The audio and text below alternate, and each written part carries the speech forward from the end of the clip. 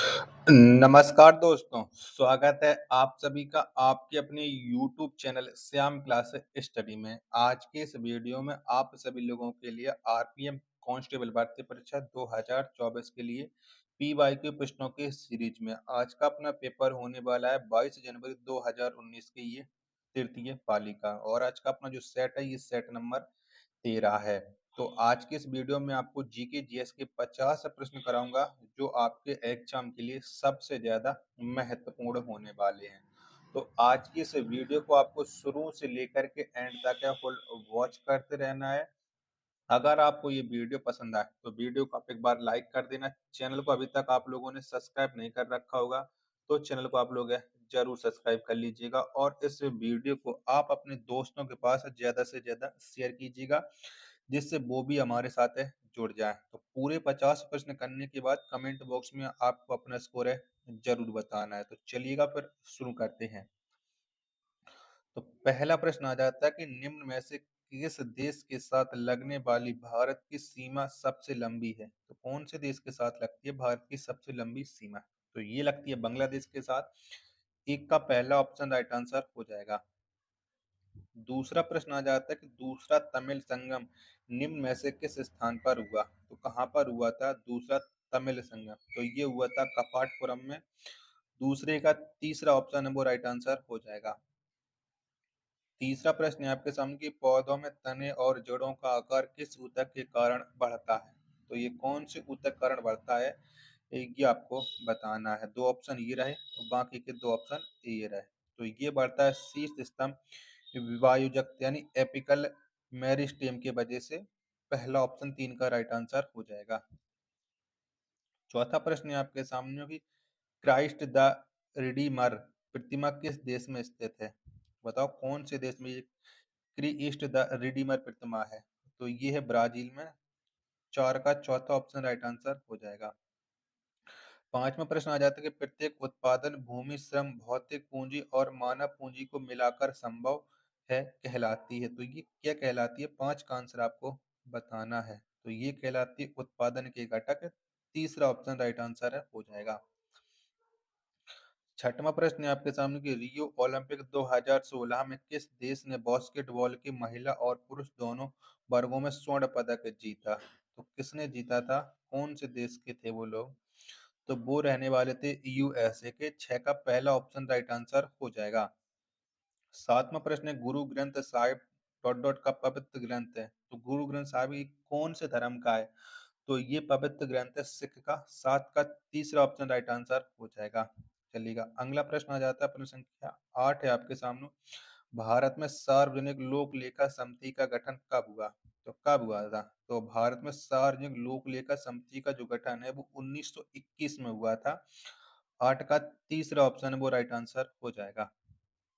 नौवां प्रश्न है आपके सामने कि वर्ष 1897 में रामकृष्ण मिशन की स्थापना किसने की। तो किसके द्वारा रामकृष्ण मिशन की स्थापना हुई थी। नौ का आंसर आपको बताना है। तो ये हुई थी स्वामी विवेकानंद के द्वारा। ऑप्शन संख्या 4 है वो इसका राइट आंसर हो जाएगा। 10वां प्रश्न आ जाता है कि प्रधानमंत्री फसल बीमा योजना की शुरुआत किस वर्ष में हुई। तो कब हुई थी। तो प्रधानमंत्री फसल बीमा योजना की जो शुरुआत है वो 2016 में हुई थी। 10 का ऑप्शन संख्या 4 इसका राइट आंसर हो जाएगा। 11वां प्रश्न आ जाता है कि जापान की मुद्रा कहला क्या है। बताओ कौन सी है। 11 का राइट आंसर क्या हो जाएगा। तो जो जापान की मुद्रा है वो है एन। 11 का तीसरा ऑप्शन राइट आंसर हो जाएगा।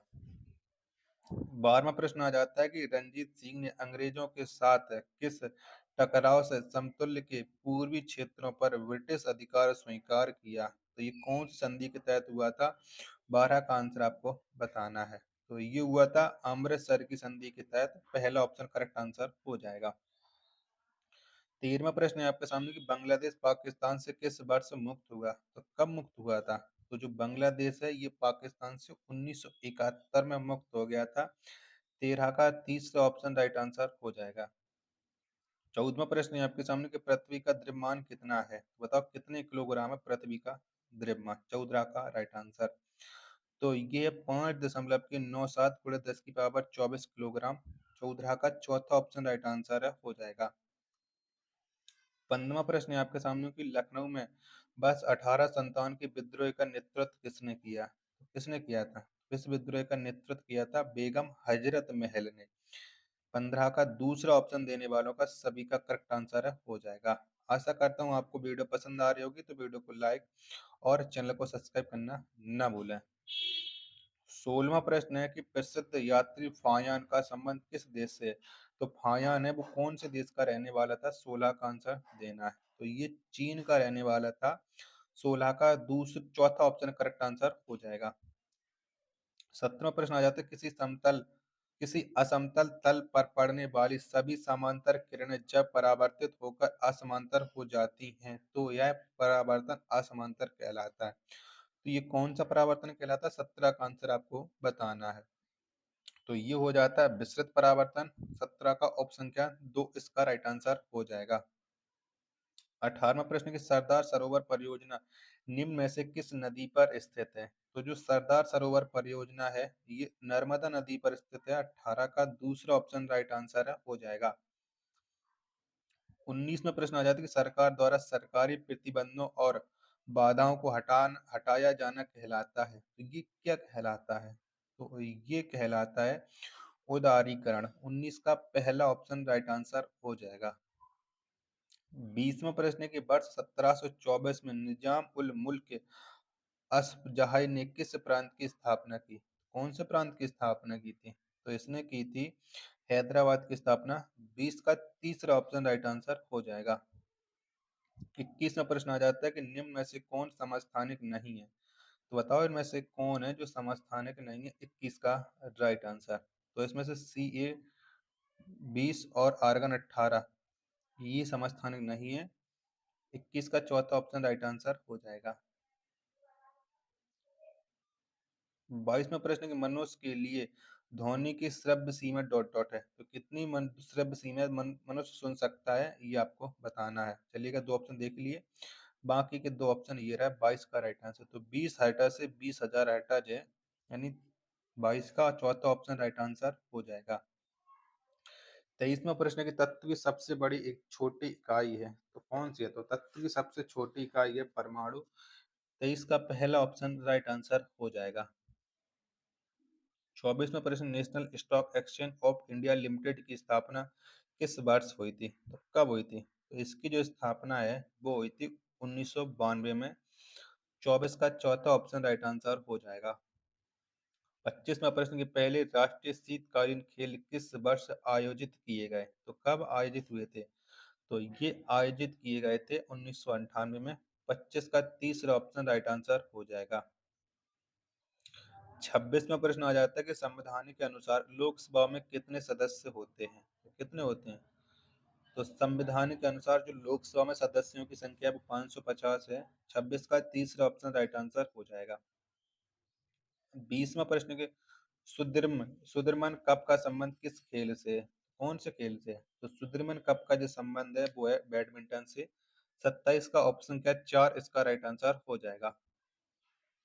28वां प्रश्न कोयल और शंख नदियों के संगम को डॉट डॉट के नाम से जाना जाता है। तो इन्हें किसके नाम से जाना जाता है? 28 का आंसर देना है। तो इसे जाना जाता है ब्राह्मणी नदी के नाम से।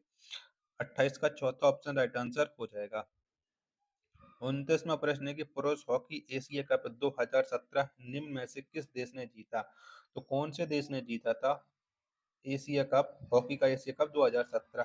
तो ये जीता था अपने प्यारे देश भारत ने। 29 का चौथा ऑप्शन राइट आंसर हो जाएगा। 30वां प्रश्न आ जाता है कि निम्नलिखित में से किसे बैडमिंटन खेल में उनके योगदान के लिए 2018 में लाइफ टाइम अचीवमेंट पुरस्कार से सम्मानित किया गया? तो ये किससे मिला था? 30 का आंसर आपको देना है। तो ये मिला था प्रकाश पादुकोण को। दूसरा ऑप्शन राइट आंसर हो जाएगा। 31वां प्रश्न की प्रारंभ में सर्वोच्च न्यायालय के लिए निर्धारित जजों की संख्या कितनी थी? बताओ कितनी थी शुरुआत में? प्रारंभ में सर्वोच्च न्यायालय के जो निर्धारित जजों की संख्या थी वो थी 8 जज। 31 का तीसरा ऑप्शन राइट आंसर हो जाएगा। 32वां प्रश्न आ जाता है कि पंचायती राज व्यवस्था का निर्माण किस संशोधन के द्वारा हुआ? तो कौन से संशोधन के द्वारा हुआ था? तो ये हुआ था 73वें संविधान संशोधन के द्वारा। 32 का पहला ऑप्शन राइट आंसर हो जाएगा। चलिएगा। अगला प्रश्न आ जाता है, अब आपके सामने प्रश्न संख्या 33 है कि विलयनियों से शुद्ध ठोसों को उनके क्रिस्टलों के रूप में पृथक करने की विधि कहलाती है। तो ये विधि क्या कहलाती है? तो ये विधि कहलाती है क्रिस्टलीकरण। 33 का चौथा ऑप्शन राइट आंसर हो जाएगा। 34वां प्रश्न कि मॉन्ट्रियल शहर किस नदी के किनारे बसा हुआ है? कौन सी नदी के तट पर ये मॉन्ट्रियल शहर बसा है? तो ये बसा है सेंट लॉरेंस नदी के तट पर। 34 का दूसरा ऑप्शन राइट आंसर हो जाएगा। 35वां प्रश्न है कि भारत में किसी राज्य का राज्यपाल बनने के लिए न्यूनतम आयु सीमा क्या है? बताओ कितनी है? भारत में किसी राज्य का राज्यपाल बनने के लिए जो न्यूनतम आयु सीमा है वो है 35 वर्ष। 35 का तीसरा ऑप्शन राइट आंसर हो जाएगा। 36वां प्रश्न आ जाता है कि झारखंड की निम्नलिखित में से किस नदी से स्वर्ण निक्षेप प्राप्त होता है? तो बताना है कि झारखंड में कौन सी नदी से स्वर्ण निकलता है। 36 का आंसर तो ये निकलता है सुवर्णरेखा नदी से। पहला ऑप्शन करेक्ट आंसर हो जाएगा। 37वां प्रश्न है कि साजी थॉमस जिन्हें 2014 में अर्जुन पुरस्कार से सम्मानित किया गया, वे निम्न में से किस खेल से संबंधित हैं? तो साजी थॉमस का संबंध है वो कौन से खेल से है? 37 का आंसर आपको देना है। तो इनका जो संबंध है वो नौकायन से है। 37 का दूसरा ऑप्शन राइट आंसर हो जाएगा। 38वां प्रश्न कि राज्य की कार्यकारी शक्तियां किसके पास होती हैं? तो किसके पास होती हैं? तो आपको पता है कि राज्य की जो कार्यकारी शक्तियां होती हैं वो राज्यपाल के पास होती हैं। 38 का चौथा ऑप्शन राइट आंसर हो जाएगा। 39वां प्रश्न कि संसद में लोकसभा का सदस्य बनने के लिए न्यूनतम आयु सीमा क्या है? बताओ कितनी है? तो न्यूनतम जो आयु सीमा है वो 25 वर्ष है। 39 का पहला ऑप्शन है वो राइट आंसर हो जाएगा। 40वां प्रश्न कि पीर पंजाल और धौलाधर पर्वतमाला डॉट डॉट का हिस्सा है। तो ये किसका हिस्सा है? तो ये जो हिस्सा है वो निचला हिमालय क्षेत्र का हिस्सा है। 40 का चौथा ऑप्शन वो राइट आंसर हो जाएगा। 41वां प्रश्न आ जाता है कि समानता के आधार पर भेदभाव प्रतिबंध भारतीय संविधान के किस मौलिक अधिकारों के तहत आता है? तो ये कौन से मौलिक अधिकारों के तहत आता है? 41 का आंसर बताना है। तो दो ऑप्शन ये रहे, बाकी के दो ऑप्शन आप लोग और देख लीजिएगा जिससे आप इसका राइट आंसर डिसाइड कर सकते हो। चलिएगा, तो ये आता है समानता के अधिकार के अंतर्गत। 41 का चौथा ऑप्शन राइट आंसर हो जाएगा। 42वां प्रश्न है कि निम्न में से कौन सी फसल रोप कर उगाई जाती है? तो कौन सी फसल होती है? तो चाय, कॉफी, काजू ये फसलें रोप करके उगाई जाती हैं।